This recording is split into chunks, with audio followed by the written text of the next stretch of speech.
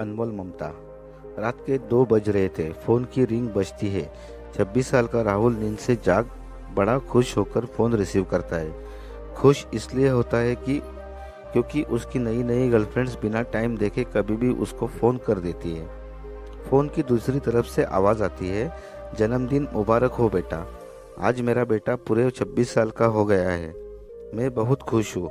माँ की आवाज़ सुनते ही राहुल के चेहरे के एक्सप्रेशन बदल जाते हैं। वो गुस्से में बोलता है, माँ तुझे समझ नहीं आता क्या? इतनी सी बात के लिए मेरी नींद खराब कर दी। यह बात तो तू मुझे सुबह भी बोल सकती थी। इतना कहकर वह फ़ोन काट देता। थोड़ी देर बाद फिर से फ़ोन की रिंग बजती है। राहुल फिर से फ़ोन उठाता है और इस बार फ़ोन पर पापा होते हैं। राहुल इस बार आराम से बात करता है। थैंक यू पापा, आपने मुझे बर्थडे विश करने के लिए फ़ोन किया, वो भी इतनी रात को। पापा कहते हैं, नहीं बेटा, मैंने तुम्हें मुबारकबाद देने के लिए नहीं बल्कि ये बताने के लिए फ़ोन किया है कि तुम्हारी माँ बिल्कुल पागल है। वो इतनी पागल है कि पिछले 1 महीने से मुझे हर दिन तेरा बर्थडे याद दिलाते आ रही है। वो इतनी पागल है कि तू हमसे सैकड़ों किलोमीटर दूर है, फिर भी उसने यहाँ पर खुद अपने हाथों से तेरे लिए केक बनाया है। ऊपर से ये जिद कर बैठी है कि जब तक तुझे विश नहीं कर देती तब तक न खुद खाना खाएगी न मुझे खाने देगी। राहुल सब ध्यान से सुन रहा था और उसे ये महसूस भी हो रहा था कि उसने अपनी माँ का फॉर ग्रांटेड ले लिया है। वो बोला, नहीं पापा, माँ बिल्कुल पागल नहीं है। पापा कहते हैं, नहीं बेटा, तू अपनी माँ के पागलपन को नहीं जानता, मैं जानता हूँ। वह तो 26 साल पहले ही पागल हो गई थी जब डॉक्टर ने उसे कहा था या तो हम बच्चे को बचा सकते हैं या आपको।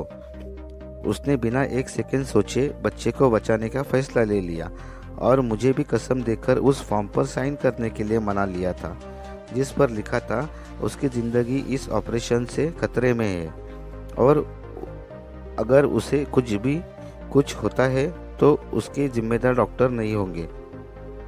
अब तू ही बता, बिना तुझे देखे जो औरत तेरे लिए मरने को तैयार हो जाए उसे हम पागल नहीं कहेंगे तो क्या कहेंगे? इतना कहकर पापा ने भी फ़ोन रख दिया। राहुल ने भी यह महसूस किया था कि वह जो कर रहा है वो भूल नहीं, गुनाह था। हाँ, एक बार किसी इंसान को दुख दो तो कोई बात नहीं, लेकिन भगवान को दुख देना गुनाह ही होता है और माँ भगवान से कम नहीं होती। पश्चाताप के आंसू उसकी आंखों से बह निकले। सवेरा होते ही राहुल अपने घर की ओर रवाना हो गया, अपने माँ बाप से माफ़ी मांगने के लिए। घर पहुँचते ही उसने पहले माँ से माफ़ी मांगी, जिसने उसे गले से लगा लिया। फिर वह अपने पापा से माफ़ी मांगने लगा। पापा ने कहा, कोई बात नहीं बेटा, जा तू वापस चला जा। तेरी माँ हमेशा कहती थी कि तू उसे बुढ़ापे में संभालेगा, लेकिन मैं उसे समझा दूंगा जैसे आज तक मैंने उसे संभालते आया हूँ। वैसे ही आगे भी मैं उसका ख्याल रखूँगा। उसे भी यह समझ लेना चाहिए कि उसका बेटा जो उसके एक फ़ोन करने से परेशान हो जाए वह उसे उम्र भर क्या संभालेगा। बाप की ऐसी कड़वी बातें सुन राहुल की आंखें बहने लगी। वो सर झुकाए अपने बाप के सामने चुपचाप खड़ा रहा। अपने बेटे को परेशान देख माँ आगे आती है और पापा को कहती है, जाने दीजिए, माफ़ कर दीजिए, हमारा बेटा हमारा ही बेटा है। माँ की ममता का मोल न कोई लगा पाया था, न कोई लगा पाएगा।